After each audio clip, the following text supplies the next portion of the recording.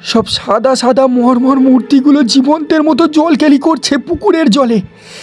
আমার মাথা ঘুরে গেল, যেন নিজের ওপর কেমন একটা অবিশ্বাস হলো।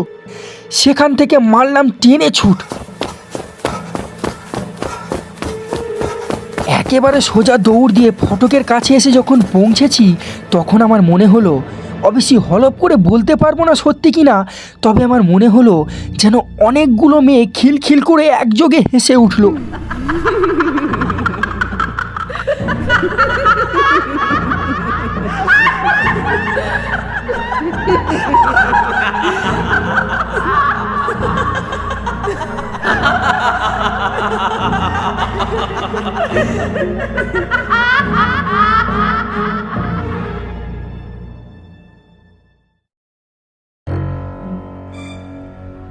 নমস্কার, আমি সঞ্জীব, আর আপনি শুনছেন গল্পের শোকেস। গল্পের শোকেসের পক্ষ থেকে আমরা আপনাদের জন্য নিয়ে এসেছি আরও একটি হাড় হিম করা রোমাঞ্চকর ভূতের গল্প। আজকে আপনার জন্য গল্প বিভূতিভূষণ বন্দ্যোপাধ্যায়ের লেখা হাড় হিম করা ভূতের গল্প রহস্য। গল্পের সূত্রধার সঞ্জীব। শুরু হচ্ছে রহস্য। আমার বন্ধুর মুখে এই গল্প শোনা।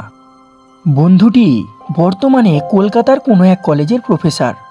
বেশ বুদ্ধিমান, বিশেষ কোনো রকম অনুভূতির ধার ধারেন না। উগ্র বৈষয়িকতা না থাকলেও জীবনকে উপভোগ করার আগ্রহ আছে, সে কৌশলও জানা আছে। সেদিন রাত্রে ঝমঝম করে বৃষ্টি পড়ছিল। নানা রকম গল্প হচ্ছিল গরম চা ও আনুষাঙ্গিক খাদ্যের সঙ্গে মজিয়ে। অবশ্যই ভূতের গল্পই হচ্ছিল। আমার বন্ধু একটা গল্প বললেন। আশ্চর্য লাগলো গল্পটা। একজন বিজ্ঞানের অধ্যাপক যখন এই গল্পটা করলেন, তখন তার একটা মূল্য আছে ভেবেই এই গল্পটা বলছি। তার নিজের কথাতেই বলি। সেবার আমি বিএ পরীক্ষা দিচ্ছি। অনার্স পরীক্ষা হয়ে যাওয়ার পরে দিন 4-5 ছুটি পাওয়া গেল। কিসের ছুটি তা এতকাল পর আমার আর মনে নেই। ভবতারণ ঘোষাল বলে আমার এক বন্ধু ছিল। ওর বাড়ি ছিল বেলঘড়েতে।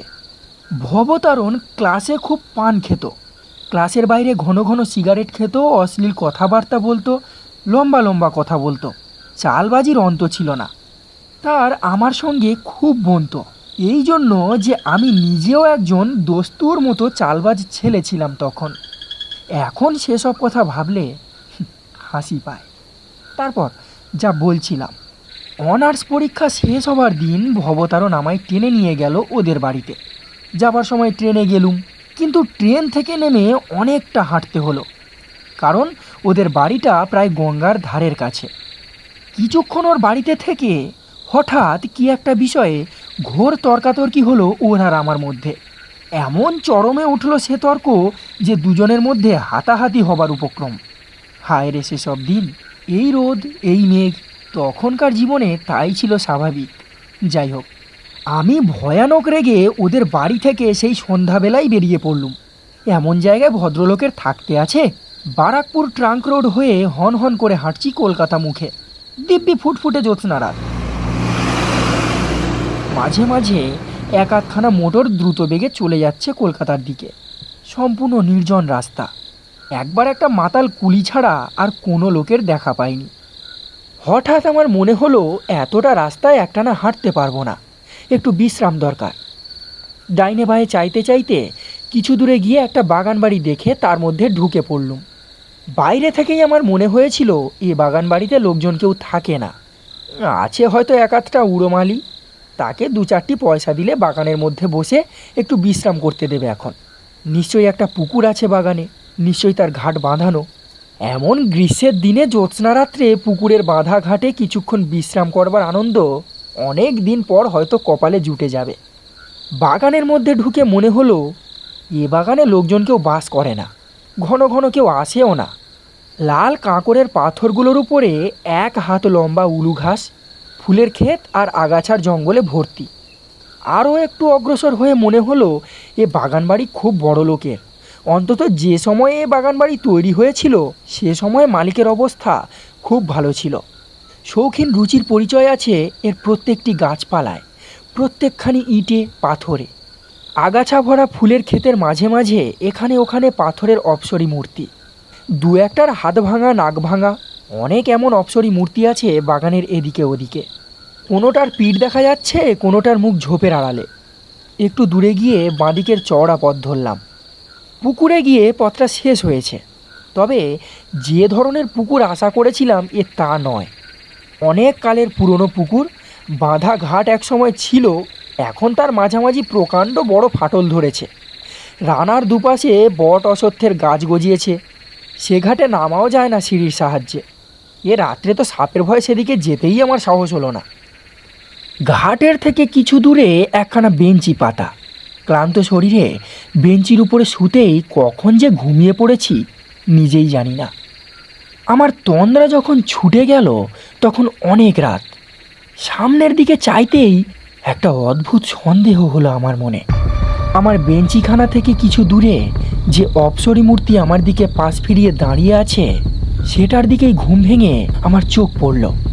সঙ্গে সঙ্গে মনে হলো এতক্ষণ সে মূর্তিটা অন্য কি কাজ করছিল, বা অন্যদিকে এমনভাবে দাঁড়িয়েছিল আমাকে জাগতে দেখেই সেটা চট করে যেন নিজেকে সামলে নিয়ে আবার পূর্ববৎ ভঙ্গিতে আড়ষ্ট হয়ে দাঁড়িয়ে রইল। আমি অবাক হয়ে সোজা হয়ে বসলাম, চোখ মুছলাম ভালো করে। ঘুমের ঘোরে? কিন্তু তা বলে তো মনে হলো না। আমি ঘুম ভেঙে স্পষ্টই দেখেছি ও পুতুলটা কি একটা করতে যাচ্ছিল। না, আমার সারা পেয়ে সামলে নিয়েছে। সমস্ত শরীর যেন অবশ, ভারী। ঘুমের ঘোর ভালো কাটেনি। রাস্তা হাঁটবার ইচ্ছে নেই মোটে। আবার সেই বেঞ্চিখানাতেই শুয়ে পড়লাম। শোয়া মাত্র আবার কখন ঘুমিয়ে পড়েছি। ঘুম আসবার পূর্ব পর্যন্ত কিন্তু একটা কৌতূহল আমার মনে বারবার উঁকি দিয়েছে, পুতুলটা কি করতে যাচ্ছিল। আমায় ঘুম ভেঙে উঠতে দেখে কি করতে করতেও সামলে গেল। অনেক রাতের ঠান্ডা ফিরফিরে হাওয়ায় আমি গাঢ় ঘুমেই অচেতন হয়ে পড়েছিলাম। আবার যখন ঘুম ভাঙল তখন চাঁদ ঢলে পড়েছে পশ্চিম আকাশের গাছপালার পিছনে। ফুটফুট করছে জ্যোৎস্না, তবে পশ্চিম দিক থেকে লম্বা লম্বা গাছের ছায়া পড়েছে ফুলের ক্ষেতে আগাছার জঙ্গলে। ঘুম ভেঙে উঠেই আমার মনে হলো আমি প্রথম যখন এ বাগানে ঢুকি তখন বাগানে যা ছিল এখন তা নেই। কোথায় কি একটা পরিবর্তন হয়ে গিয়েছে বাগানের। ঘুমের ঘোর যতই ভাঙতে লাগলো আমার মনে এ ধারণা ততই বদ্ধমূল হতে লাগলো। আগে যা ছিল তা এখন যেন নেই। কি একটা বদলে গিয়েছে, অথচ কি সেটা বুঝতে পারছি না। কোথায় কি বদলে গেল? হঠাৎ আমার চোখ পড়ল সামনে। চোখ ভালো করে মুছলাম। পরিবর্তন ওখানেই হয়েছে যেন। আগে যা ছিল এখন তা নেই। কিন্তু কি পরিবর্তন, কি বদলে গেল? 1 মিনিট কি 1.5 মিনিট কেটে গেল, সঙ্গে সঙ্গে সারা দেহে বিদ্যুতের স্রোতের মতো বয়ে গিয়ে আমাকে সম্পূর্ণ আড়ষ্ট ও অবশ করে দিয়ে আসল সত্যিটা আমার চোখের সামনে ফুটে উঠল। ওই উচ্চ বেদিটার উপর বসানো সে অপ্সরী পুতুলটা কোথায় গেল? বেদিটা খালি পড়ে আছে, পুতুলটা নেই। প্রথমটা যেন বিশ্বাস হলো না। সত্যি কি ওখানে অপ্সরী মূর্তিটা ছিল? অন্য জায়গা ছিল হয়তো, আমি ভুল দেখেছিলাম। তা কি কখনো হয়? পাথরের অত বড় পুতুলটা গভীর রাত্রে কে নিয়ে যাবে? না, আমারই ভুল। কিন্তু কিন্তু এই অপ্সরী মূর্তি তো অন্যদিকে চেয়ে কি করতে যাচ্ছিল। আমি ঘুম ভেঙে দেখেছিলাম এই বেদিটার উপরেই সেই পুতুলটা ছিল। না থাকলে আমি এই বেঞ্চিতে শুয়ে দেখলাম কি করে? বেশ মনে আছে, এই বেঞ্চিতে শুয়ে পুতুলটা প্রথম আমার চোখে পড়েছিল। আমার দিকে ওর পাশ ফেরানো ছিল। এও ভাবলাম আমার মনে আছে এ ধরনের পুতুল কি ইটালি থেকে আসে না এদেশে তৈরি হয়। এত সব একেবারে ভুল হয়ে যাবে। কিন্তু তা যদি না হয় তবে সে অপ্সরী মূর্তি বা যাবে কোথায়? এত রাত্রে কে উঠিয়ে নিয়ে গেল মূর্তিটা? চোরে নিয়ে গেল? তাই যদি হয় এতকাল এ বাগান অরক্ষিতভাবে পড়ে আছে, এতদিন কেউ চুরি করলে না, আর একজন জলজ্যান্ত মানুষ শুয়ে আছে সামনের বেঞ্চিতে, আজই চোর এসে এত বড় ভারী মূর্তিটা চুরি করে নিয়ে যাবে? না, তাও সম্ভব বলে মনে হয় না। কেন জানি না আমার কেমন ভয় হলো। গা ছমছম করতে লাগলো। রাত আর বেশি নেই, এ বাগানে আর শুয়ে থাকার দরকার নেই। আস্তে আস্তে কলকাতা মুখো হাঁটা দিই। যেমন এ কথা মনে আসা অমনি আমি বেঞ্চি থেকে উঠে পড়লাম। পুকুরের ঘাটে নেমে চোখে মুখে জল দিয়ে নেব বলে ঘাটের দিকে যাচ্ছি, এমন সময় আবার অবাক হয়ে দাঁড়িয়ে রইলাম। বাঁধা ঘাটের ঠিক ওপরেই আমলকি তলায় যে স্ট্যাচুটা ছিল সেটাই বা কই। সেটার হাত ভাঙা ছিল বলে আরো বেশি করে আমার দৃষ্টি আকর্ষণ করেছিল। ওই তো তার শূন্যবেদিটা পড়ে আছে। মনে কেমন সন্দেহ হলো। বাগানের চারিদিকে চেয়ে চেয়ে দেখলাম কত পুতুল ছিল এখানে ওখানে বনের ঝোপের মধ্যে আড়ালে আড়ালে। সাদা পাথরের পুতুলগুলো ফুটফুটে জ্যোৎস্নায় ঝকঝক করছিল। এখানে তেমনই সাদা জ্যোৎস্না বাগানের সর্বত্র, কিন্তু কই সে অপ্সরী পুতুলগুলো? একটাও তো নেই। এক রাত্রে কি বাগানের সব পুতুল চুরি গেল? এই রাত্রিটার জন্যই কি চোরেরা হুঁত পেতে বসেছিল? আশ্চর্য। বোকার মতো চারিদিকে চেয়ে চেয়ে দেখতে লাগলাম।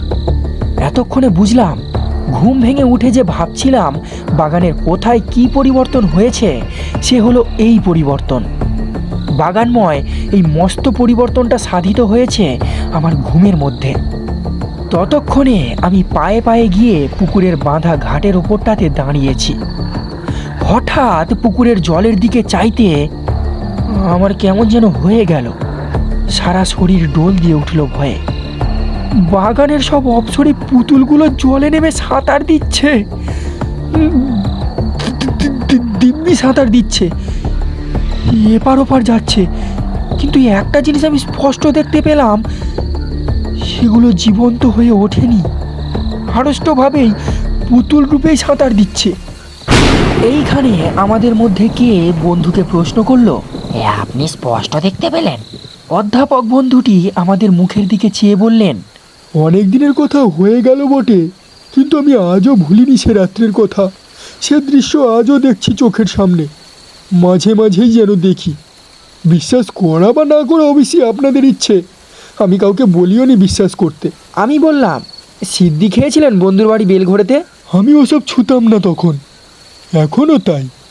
বিশ্বাস করুন এ কথাটা। সকলে রুদ্ধ নিঃশ্বাসে শুনছিলাম। আমরা বললাম, তারপর? বন্ধু বলতে আরম্ভ করলেন আবার।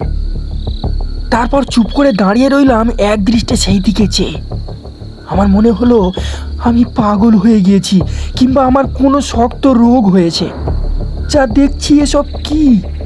বেশ মনে আছে পশ্চিম দিকের পাঁচিলের গায়ে একটা তালকি নারকেল গাছ ছিল। চাঁদ তখন গাছটার ঝাঁকড়া মাথার ঠিক আড়ালে। সে ছবিটা বেশ মনে আছে আমার। আবার তখনই চোখ নামিয়ে পুকুরের দিকে চাইলাম। সেখানে সেই অদ্ভুত অবিশ্বাস্য অস্বাভাবিক দৃশ্য। সব সাদা সাদা মরমর মূর্তিগুলো জীবন্তের মতো জলকেলি করছে পুকুরের জলে। আমার মাথা ঘুরে গেল, যেন নিজের ওপর কেমন একটা অবিশ্বাস হলো। সেখান থেকে মারলাম টেনে ছুট। একেবারে সোজা দৌড় দিয়ে ফটকের কাছে এসে যখন পৌঁছেছি, তখন আমার মনে হলো, অবশ্যই হলপ করে বলতে পারবো না সত্যি কিনা, তবে আমার মনে হলো যেন অনেকগুলো মেয়ে খিলখিল করে একযোগে হেসে উঠল।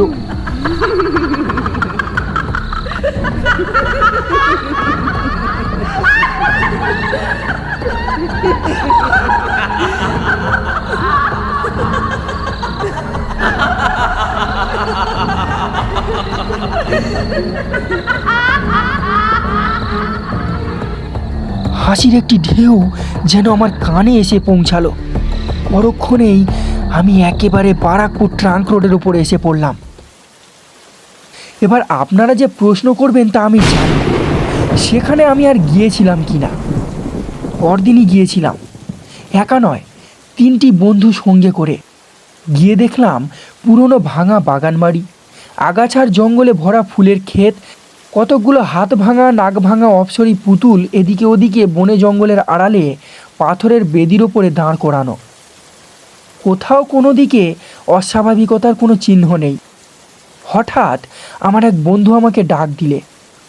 ঘাটের ওপরে আমলকিতলায় যে হাত ভাঙা পুতুলটা দাঁড়িয়ে আছে, একটা মোটা বিচুটি লতা মাটি থেকে গজিয়ে উঠে সেটার দুখানা পা আষ্টে পৃষ্ঠে জড়িয়ে রেখেছে।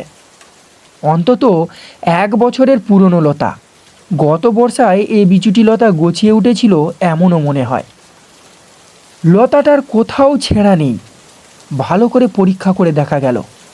অথচ আমি হলপ করে বলতে পারি এ পুতুলটাও কাল জলে নেমেছিল। অন্তত এ বেদিটা আমি কাল খালি দেখেছি। এই ঘাটের ধারেই তো কতক্ষণ দাঁড়িয়েছিলাম। বন্ধুরা বললেন, তাহলে বিচুটি লতাটা এমন থাকে কি করে? এই জোড়ানো তো 1 বছরের জোড়ানো, রাতারাতি গাছটা গজায়নি। ওদের যুক্তি অকাট্য, কি উত্তর দেব ওদের? আমার নিজেরই যখন ক্রমশ অবিশ্বাস হচ্ছে নিজের ওপর। এতক্ষণ শুনছিলেন বিভূতিভূষণ বন্দ্যোপাধ্যায়ের লেখা রহস্য। গল্পটি কেমন লাগলো জানান আমাদেরকে কমেন্ট করে। যদি ভালো লাগে অবশ্যই একটি লাইক করে গল্পটি বন্ধুদের সঙ্গে শেয়ার করবেন। আর হ্যাঁ, আপনার মতামত আমাদেরকে কমেন্ট বক্সে জানাতে ভুলবেন না। যারা নিয়মিত আমাদের চ্যানেলে গল্প শুনছেন কিন্তু সাবস্ক্রাইব করছেন না, আপনাদের কাছে আমাদের বিনীত অনুরোধ, প্লিজ সাবস্ক্রাইবটা করে নেবেন। সাবস্ক্রাইব করতে কোনো টাকা লাগে না ঠিকই, কিন্তু এটি আমাদের ভিডিও বানানোর জন্য অনেক অনেক অনুপ্রেরণা যোগায়। তাই দয়া করে সাবস্ক্রাইব করে আমাদের চ্যানেলকে এগিয়ে যেতে সাহায্য করুন। দেখা হবে আবার একটি নতুন এপিসোডে, একটি নতুন রহস্যময় গল্পের সঙ্গে। ততদিন সঙ্গে থাকুন, শুনতে থাকুন গল্পের শোকেস।